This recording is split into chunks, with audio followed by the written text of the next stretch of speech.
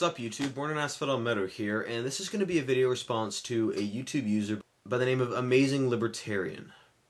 He's a pretty cool kid actually, you should check him out, see if you're interested in his videos. But he recently made a video called Jesus Equals God, and he was trying to give evidence for the fact that he believes Jesus was the Son of God, or was God in human form, or whatever.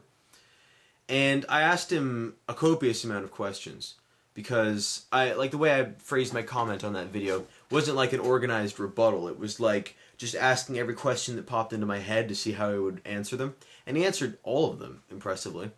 So I figured I'd do him the service of replying to his comments.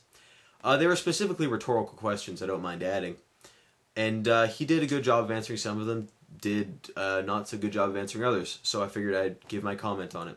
The first question I asked was, okay, the subject that was brought up is Jesus' empty tomb. And the fact that, you know, if his tomb was empty, it implies that he was resurrected. Unless the corpse was stolen, but he gave evidence that it wasn't, which is under debate. But either way, he thinks Jesus' tomb was empty, and that's evidence for the fact that Jesus was resurrected. I asked for an extra biblical source that gave evidence for the fact that it wasn't just in the Bible, that there was an actual tomb that used to house Jesus and that it was indeed empty. And he gave me the name of a Greek scholar by the name of A.T. Robertson, who did not have a part in writing the Bible. And I suppose that meets the qualifications. There was just a slight problem with it. A.T. Robertson was born over 1700 years after the tomb was discovered to be empty. The reason I asked the question if you could find an extra biblical source was because I wanted to know, was there anyone at the time who didn't have a stake in Jesus being the Son of God who would confirm that the tomb was empty? Not that someone 1800 years later would say it was empty, because he has no more proof than I do. So I don't see how A.T. Robertson's testimony really makes any difference at all here.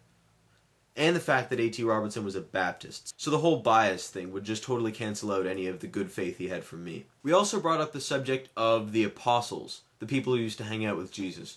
And he claimed that because the apostles said that Jesus was God, who better would know than them because they hung out with him, therefore Jesus must have been God.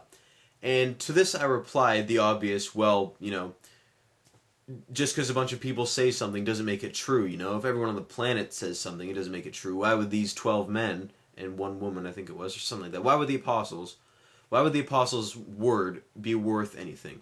Especially because it was so long ago. And he replied that his point wasn't that human testimony is worth a great deal. His point was that they would know better, because they knew him. Which I suppose is true. I mean, who better would know if Jesus was God than someone who actually knew Jesus? But the point I was trying to bring up was that it doesn't matter if they knew him or not, because it was several thousand years ago. And they could have said anything and written it down, and it would be accepted as fact today. They could have said Jesus grew rabbit ears, and no one would be contradicting it if it was in the fucking Bible. So, their testimony really doesn't matter to me. And the fact that you admit yourself that just because they say it doesn't make it true. What proof do you have that what they said was correct? That they didn't make it up on the spot?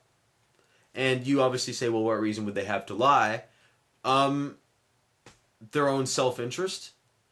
Their own profit? Maybe there was some gain to be had over being the founding fathers of a religion that would span eventually billions of people in every continent on the planet. Maybe. But it's ultimately irrelevant, because I've got another question for you to add to this whole apostles subject. How does one know if someone is God? I mean, think about it. Let's just say you'd never seen an illusionist before, never seen a magician, and then you saw an act by Harry Houdini, and he came up to you and told you that he had magical powers, and that he was divine in some way. If you had never seen an illusionist before, especially one of such grandeur and incredible talent, I would be inclined to believe that he had some kind of supernatural force about him if I didn't know better. So maybe that's what happened with Jesus. Maybe Jesus was just a really convincing illusionist, and they just thought he was the Son of God. And it's even more plausible in my mind than the idea that he was actually the Son of God, but obviously the plausibilities of divine beings on earth are completely undebatable, because how would we ever judge it? But anyway, you get my point on that. If you could get for me an answer to that question, I'd appreciate it.